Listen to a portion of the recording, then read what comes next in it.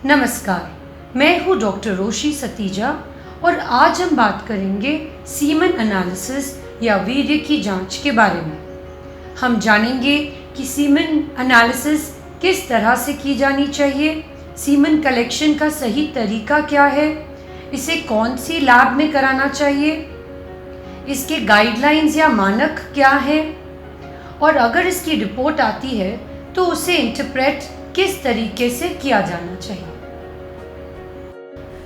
वीर्य की जांच पहली जांच होती है जो एक डॉक्टर प्रिस्क्राइब करते हैं किसी भी दंपत्ति को।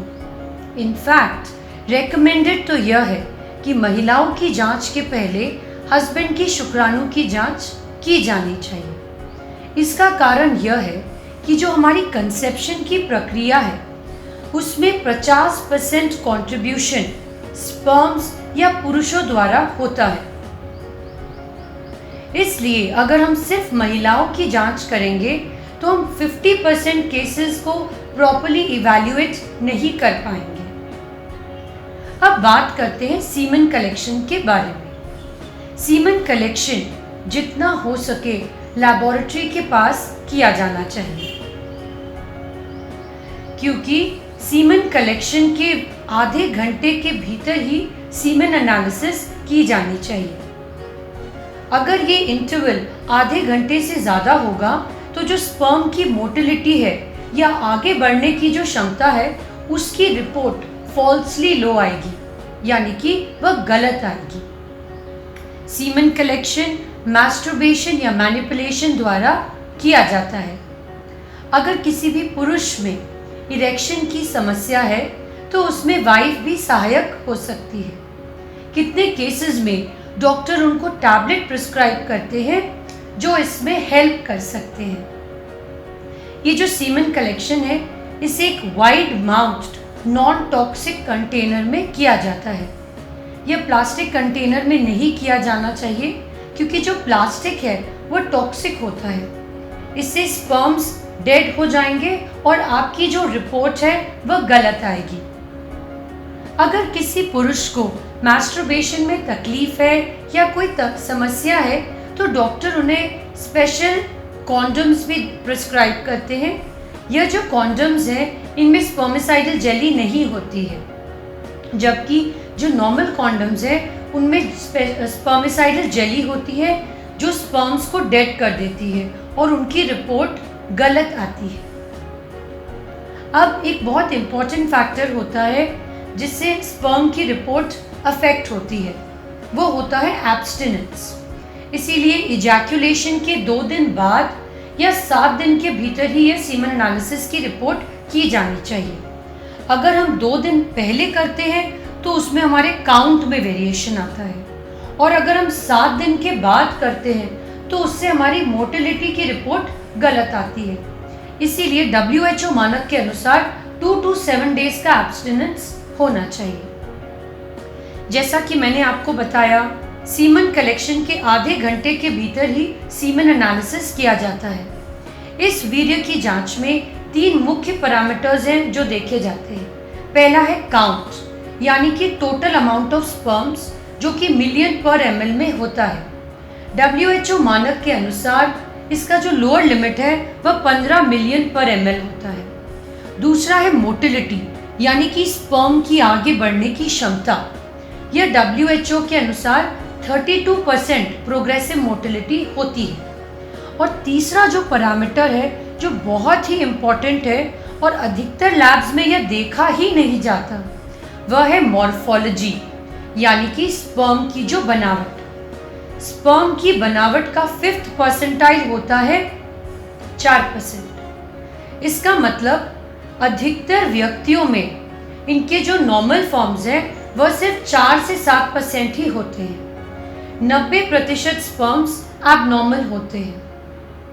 और ये जो क्राइटेरिया जिससे यह डिस्क्राइब किया गया है उसे कहते हैं क्रूगर्स या स्ट्रिक्ट क्राइटेरिया। तो जैसा कि नाम है वैसे ही इसकी जो क्राइटेरिया है वह बहुत स्ट्रिक्ट है, यानी कि जितने भी बॉर्डर लाइन स्पर्म्स हैं उनको उन्होंने एबनॉर्मल क्लासिफाई किया है। इसीलिए किसी भी व्यक्ति के सिर्फ 6 से 10% स्पर्म्स ही नॉर्मल आते हैं, बाकी जो स्पर्म्स है यानी कि 90% स्पर्म्स एबनॉर्मल आते हैं। WHO मानक के हिसाब से अगर ये 4% से कम है तो इसे कहते हैं एबनॉर्मल यानी कि टेराटोजूस्पर्मिया। और यह है वर्ल्ड हेल्थ ऑर्गेनाइजेशन 2010 के रीसेंट गाइडलाइंस। तो अब हम जो बात करेंगे वह है लैब के चुनाव के बारे में। हमें उन्हीं लैब्स में सीमन कलेक्शन कराना चाहिए जिनमें WHO 2010 गाइडलाइन फॉलो होती है, क्योंकि वर्ल्ड हेल्थ ऑर्गेनाइजेशन ने इसे बहुत अच्छे से डिस्क्राइब किया गया है। तो इससे जो आपकी सीमन एनालिसिस की रिपोर्ट आएगी वह बहुत स्टैंडर्ड की होगी और इससे आपका जो फर्टिलिटी का असेसमेंट है वो बहुत सही तरीके से होगा।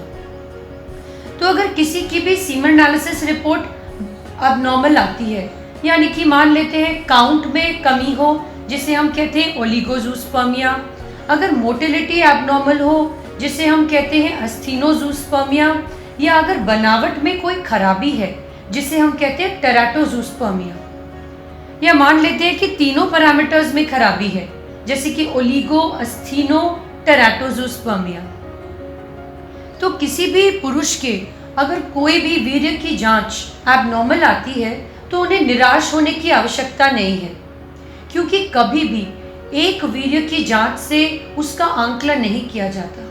हमेशा 2 से 3 वीर्य की जांच की जाती है, 2 रिपोर्ट्स के एवरेज से ही उसका आंकलन किया जाता है।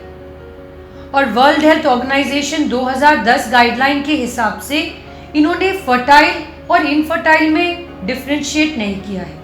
इन्होंने एक स्टैटिस्टिकल प्रोबेबिलिटी दी है कंसेप्शन के चांसेस की बेस्ड ऑन आपके स्पर्म्स के काउंट, मोटिलिटी या मॉर्फोलॉजी के हिसाब से।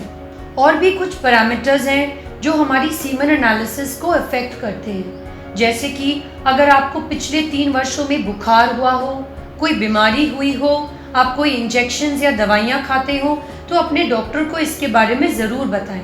जब भी आपकी रिपोर्ट सीमन एनालिसिस की अबनॉर्मल आए, अपने डॉक्टर के पास जाएं, उसके बारे में डिस्कस करें। डॉक्टर आपकी पूरी डिटेल्ड हिस्ट्री लेंगे, आपकी पर्सनल हिस्ट्री ली जाएगी कि किसी कोई आदतें हैं आपकी, कोई एडिक्शंस हैं, आपको कोई बुखार हुआ हो, कोई बीमारियां हुई हैं, इसका डिटेल्ड हिस्ट्री डॉक्टर को दें आप।